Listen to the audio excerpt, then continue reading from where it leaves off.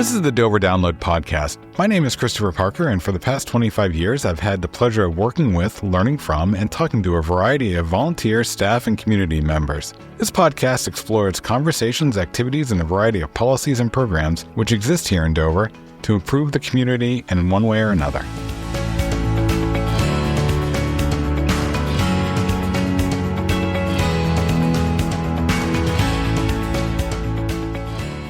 From time to time, we like to check in with folks around the community about what's going on in their world. And one of those groups that we really like to meet up with, and we do on an annual basis, is Coast Bus. Today, I am joined by Nichols Williams, the operations director, and Rad Nichols, the executive director for Coast. Welcome, gentlemen. Thank you. Thanks for having us, Chris. Thank you. I appreciate you guys coming down. As I said, we'd like to check in. A couple things I was hoping we could chat about today, and I'm sure there's stuff you want to chat about, but at the very basic, if one of you wants to walk the listener through what is Coast, how long has Coast been in existence, and what they might not know about Coast that they should know about Coast. I always start with the thing that most people are surprised about, that we're a nonprofit organization. We've been around since 1981, providing service since 1982. We're almost at the 17 million passenger mark, helping people at all stages of life connect to their community, whether that's getting to work, getting to school, jobs, social support services, shopping, what have you. We're the folks that help you make that connection affordably and reliably through public transportation. We primarily offer services in two ways. The fixed route bus system, the big buses that you see running through the city on a fixed route on a regular schedule. We connect 10 communities that way in the region. And then we have our demand response services, which connect another 13 communities in the region. Those are generally speaking for older adults and people living with disabilities. All told, the region that we serve is both greater Seacoast, both Maine and New Hampshire. If I recall correctly, your two main sources of revenue are the fare boxes and the dues that each community pays into the nonprofit. And then from there, you also have grants and other, I want to say state aid, but it's so limited, you might not call it state aid. But are those basically where you're getting your revenue sources from? I'll give it, you got 50% correct. Okay. So the two largest are the federal government. Okay. And then the municipalities. Federal government, we get about $2.4 million a year from. We are actually using more than that on an annual basis right now because of the COVID relief funding we got. We were able to build up a little bit of balance with that federal government. Unfortunately, we're using it faster than we're getting it now. So that's a challenge that we're dealing with. And then we have the municipalities, and municipalities are tremendous partners. Almost universally have really deepened their investment in Coast in the last couple of years as we've had a greater need. Inflation as we came out of COVID and trying to make sure we're keeping pace with salaries where they need to be in an increasingly competitive environment has been something we've been really striving to keep up with. Michael, can you walk us through what the fixed routes look like? Obviously not stop by stop, but where the general spine of the network is. We run from Farmington all the way down to Portsmouth with several routes that branch off going to Somersworth and Berwick, as well as a few routes throughout Dover and then throughout Portsmouth. So you can travel from Farmington to Portsmouth on the network. We also have a limited service that goes along southern Maine from Berwick all the way down to the shipyard for commuting, one run in the morning and one run in the evening. And Coast runs Monday through Saturday. So most of these routes run all 6 days. There are a few routes that only run on weekdays, but we run 6 days a week. And many of these routes are running from 5 in the morning till 9 at night, with a few of them ending a little bit earlier. In general, my understanding is one of the things you do pretty regularly is monitor the effectiveness of the routes, and you're trying to make sure that where you are putting the routes is where people actually want to go, and try to provide even more reason for people to take them because of the head times and things of that nature. How often do you review the routes and the ridership and things of that nature to evaluate how those routes are performing? On a monthly basis, we're looking at ridership and other statistics about how each route is performing.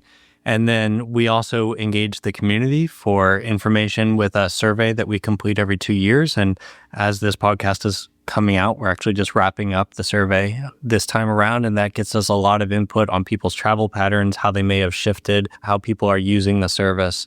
And so a combination of that internal data and public input is continually being assessed to see where we can improve, where we need to make changes, and where things are going well. One of the innovations that I appreciated that you told me about, Michael, in the fall was an app.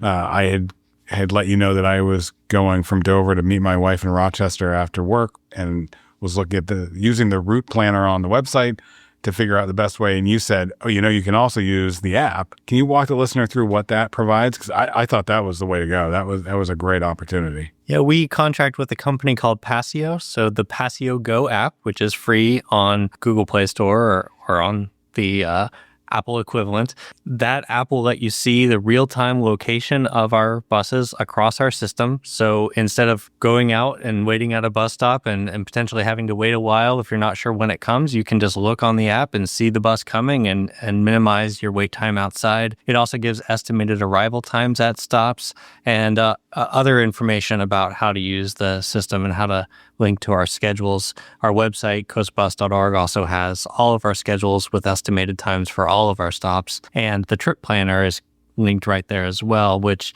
is powered by Google Transit and can help you plan trips throughout our network. And while we're talking about tools, sometimes all these tools are exactly what you need, but sometimes you just need to talk to a person. And one tool many people don't know about is you can text our main number, 603-743-5777. You can text that and you'll get a response in just a few minutes while we're open, all hours of the day, 5 a.m., 9 p.m., and that communication with our dispatcher can help you know you're at the right stop. It can help you know when the bus is coming or any question that you have about how to use the service. We really try to make that easy for people to access, and you don't have to go through the hassle of a phone call and a conversation, and you can just text us. Rad, last year when you were in, you had talked to the listeners about your new facility that you're undertaking. Can you give us an update on where you're at and where it would be and just the general status? Yeah, so we're in the midst of final design currently, which is a great place to finally get to. It's been 3 years of sort of progression. It's great to be here. We're doing things like picking paint colors now, which is, for some staff that's the more interesting part than others. But we're also in the midst of continuing to fundraise around the new facility. We're still at about $14 million of funding for a $17.3 million project. Okay. We've been holding events with the cities and the local chambers to help communicate about the work we do in the community, the impacts we have, and helping people learn about ways that they can engage with us. Of course, one of those ways is to help invest in our new facility. We do have naming opportunities. Recently, Kennebunk Savings Bank made a large contribution, and our new lobby area will be named in honor of their contribution. So the new facility will be located on the existing site, right? Exactly. So we're basically going to build around the current structure and tear that down, and that'll turn into parking for our staff and visitors. It's 2 different structures. Okay. Admin, operations, and maintenance building, and then a bus garage to store our fleet indoors overnight, which is really critical for us given how winter has changed. And instead of snow events, we have more ice events, and that ice is a real challenge for us to get off the tops of the buses before we pull out in the morning, and you have to get it off. And all of our staff who stand on our storage container chipping ice off buses at 3 a.m. are going to appreciate that very much. Yes, myself included. I was just thinking the operational improvement, but also the savings on capital, because I'm sure you'll find what we found here when we initially did our public works barn with indoor storage space, but also when the police department moved and we were able to create indoor storage space for the cruisers, is you increase the lifespan of the vehicle by providing that, at the very least, just from those overnight elements, which are typically the worst condition. When they're moving, it's one thing, but when they're sitting there idle, it really provides a operational lifespan improvement. We have a lot of roof damage issues, roof leakage issues that we're continually staying on top of because no one wants to ride in a leaky bus. And so they're all repaired, but there is certainly a cost to that, and both in labor and parts and downtime for our vehicles.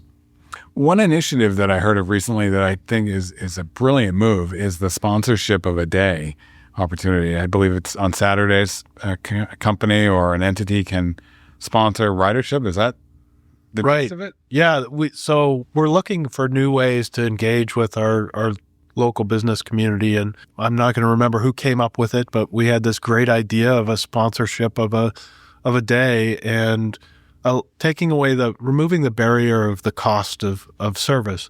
Even though it's only $1.50 to ride for most folks, if you're an older individual or you have disabilities, it's 75 cents.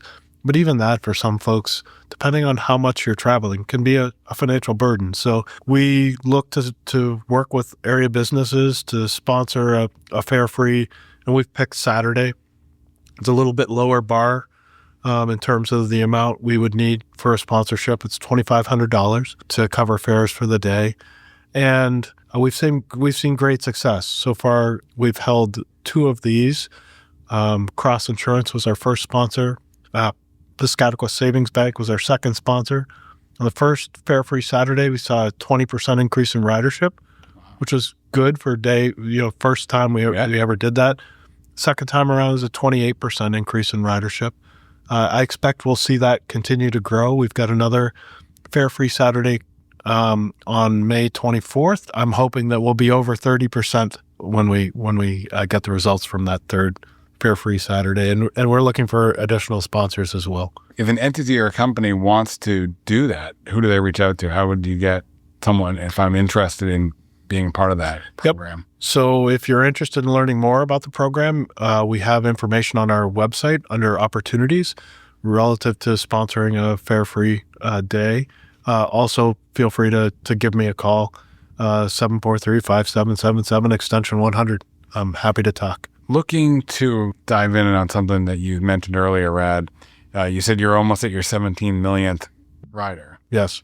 Overall, how is ridership? Michael, you said monthly you take a look at ridership numbers. How are you doing? I know obviously the pandemic changed things and it kind of reset a bar, but how are you doing in general?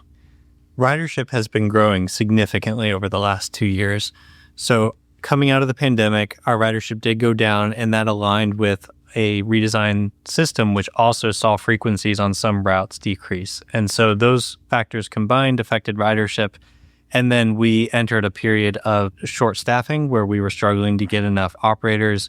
And so even the schedules that we were running, we had some individual runs not operating due to short staffing. But for a little over a year now, we've been out of that short staffing situation. We've been running our full service last year. So our fiscal year goes October through September. So the last fiscal year, we saw ridership gain of 28% over the previous year. And this year so far, we're up 15% on top of that.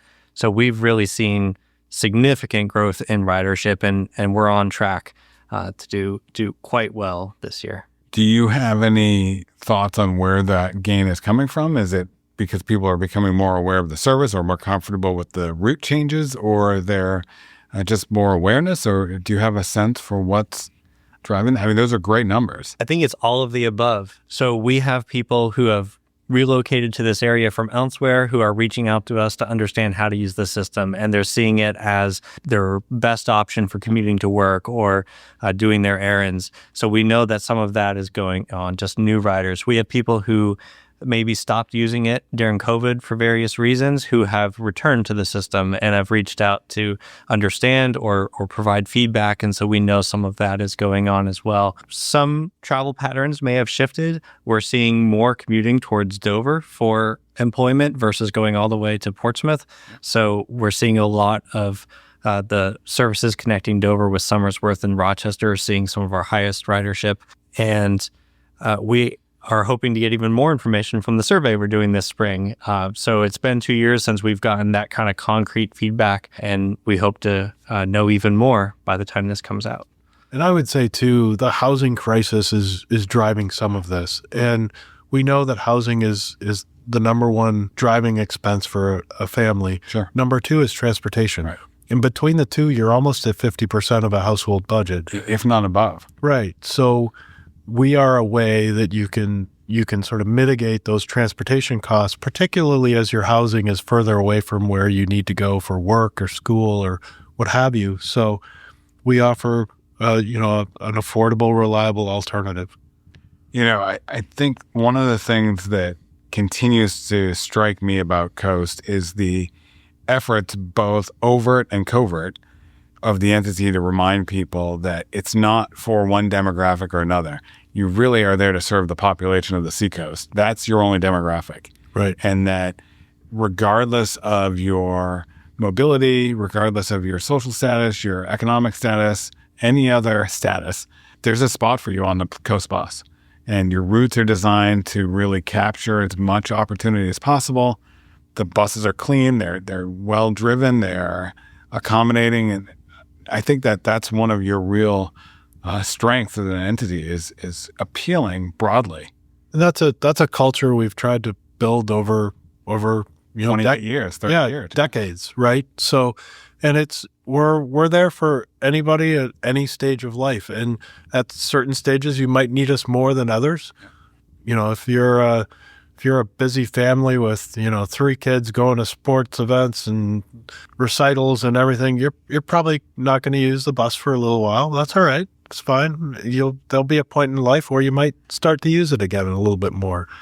This morning I was talking to my son about my day, and I mentioned that we were sitting down today, and he reminded me that when he got his first job when he was in high school, it was in Rochester, and that my wife and I made him, he got one of the punch packs, and we made him go that way because we had to work in other places. And we said to him, you want to be independent and get a job? Great. Figure out how you're going to get there. And Coast Bus was the way you got there.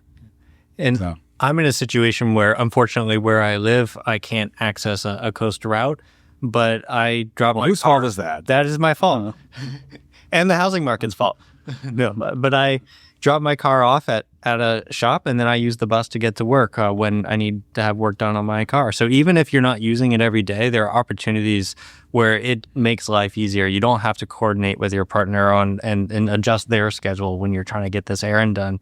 And just recently, I was riding the bus in for that purpose, and I was talking to other people. It was a packed bus. I was standing with a bunch of other people and hearing about what they were using the bus for. And it's a similar situation. People use it for all kinds of things. Now, when you both ride the bus, I know, Rad, you've got a Coast Bus jacket on now. Do you advertise who you are and what you do and try to make those connections and say, I just want to know?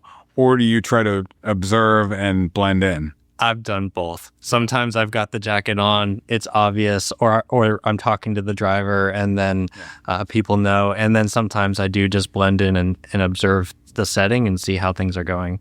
Undercover boss. Yeah.